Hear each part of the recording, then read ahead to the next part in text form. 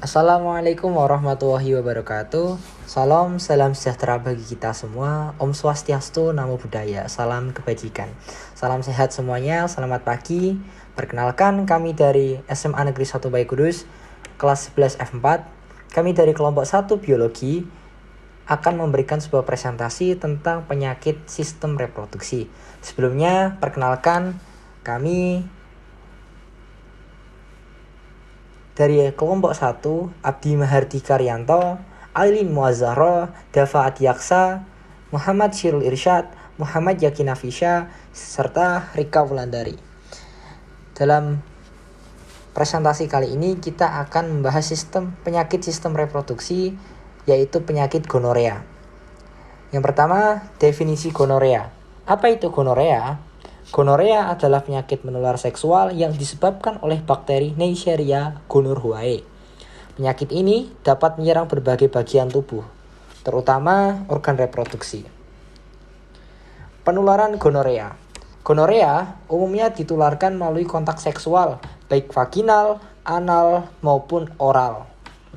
Bakteri dapat menyebar dari satu orang ke orang yang lain melalui cairan tubuh yang terinfeksi. Kelompok beresiko. Orang-orang yang aktif secara seksual memiliki pasangan seksual yang berganti-ganti dan tidak menggunakan pelindung diri saat berhubungan seksual akan beresiko tinggi terkena gonorea.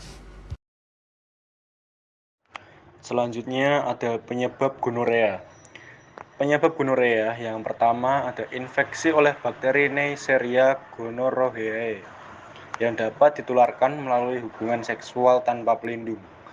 Yang kedua, penggunaan jarum suntik secara bergantian dengan penderita gonorea dapat menyebabkan infeksi.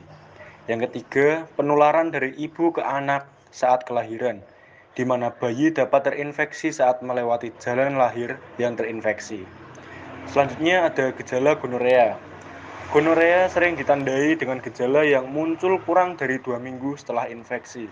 Gejala utama pada pria adalah keluarnya cairan putih atau kuning dari penis, disertai rasa sakit saat buang air kecil. Pada wanita, gejala biasanya berupa keputihan berbau tidak sedap, nyeri saat hubungan seksual, dan rasa sakit di area panggul. Komplikasi gonorea. Komplikasi gonorea dibagi menjadi 3 faktor. Faktor yang pertama, infeksi sistematika, kemandulan, dan penyebaran ke bayi. Infeksi sistematika, jika tidak diobati, infeksi gonorea dapat menyebar ke seluruh tubuh dan menyebabkan komplikasi serius seperti radang panggul, artritis, dan bahkan meningitis. Kemandulan. Pada wanita, gonorea dapat menyebabkan peradangan pada falopi yang dapat menyebabkan kemandulan pada pria. Infeksi pada saluran sperma dapat menyebabkan ketidakmandulan. Penyebaran ke bayi. Bayi yang dilahirkan dari ibu dengan gonorea beresiko mengalami infeksi mata atau oftalmia gonorea yang dapat menyebabkan kebutaan jika tidak segera diobati. Selanjutnya adalah pencegahan dan pengobatan gonorea.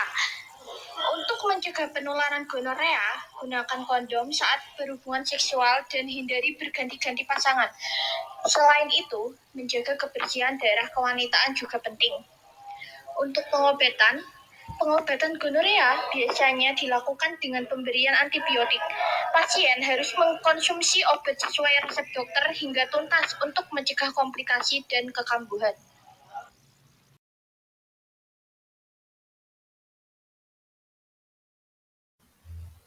Definisi endometriosis. Endometriosis adalah kondisi di mana jaringan yang mirip dengan lapisan rahim atau endometrium tumbuh di luar rahim, seperti pada ovarium, tuba falopi, dan organ lainnya.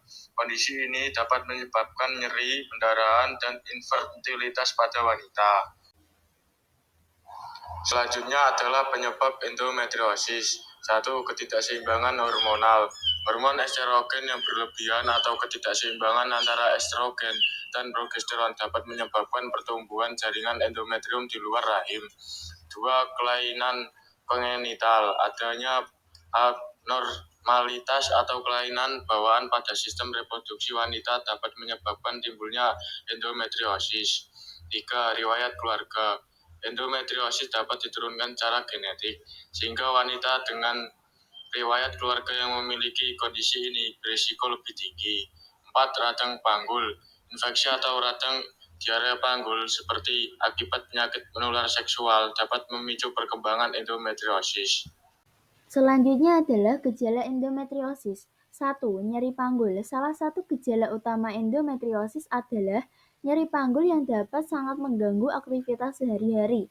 Nyeri dapat terjadi selama menstruasi, saat berhubungan seksual, atau bahkan saat buang air besar. 2. Nyeri saat menstruasi. Nyeri yang sangat hebat dan tidak tertahankan saat menstruasi adalah indikasi yang umum ditemukan pada penderita endometriosis. Nyeri ini dapat mengganggu kualitas hidup penderita. 3. Pendarahan abnormal. Penderita endometriosis sering mengalami pendarahan menstruasi yang lebih banyak, lebih lama, atau tidak teratur. Hal ini disebabkan oleh adanya jaringan endometrium di luar rahim. Yang keempat, infertilitas. Endometriosis dapat menyebabkan infertilitas karena kerusakan pada saluran telur atau rahim. Sekitar 30-50% wanita dengan endometriosis mengalami masalah kesuburan. Penanganan endometriosis. Penanganan endometriosis bertujuan untuk mengurangi gejala dan mencegah komplikasi. Beberapa pendekatan penanganan yang dapat dilakukan meliputi 1. Pengobatan dengan obat-obatan seperti analgesik untuk mengurangi rasa nyeri dan obat hormonal untuk menekan aktivitas sel-sel endometrium. Yang kedua, pembedahan seperti laparoskopi untuk menghilangkan lesi endometriosis atau histerektomi untuk menghilangkan rahim yang mengalami endometriosis. Yang terakhir, yang ketiga, perubahan gaya hidup seperti olahraga teratur, manajemen stres, dan diet sehat untuk mengurangi gejala. Penanganan yang tepat dan komprehensif sangat penting untuk meningkatkan kualitas hidup penderita endometriosis dalam jangka panjang. Itulah penjelasan tentang penyakit-penyakit yang menyerang sistem reproduksi kita. Dan sekian presentasi dari kami. Jika ada salah pengucapan, kami mohon maaf sebesar-besarnya. Terima kasih. Wassalamualaikum warahmatullahi wabarakatuh.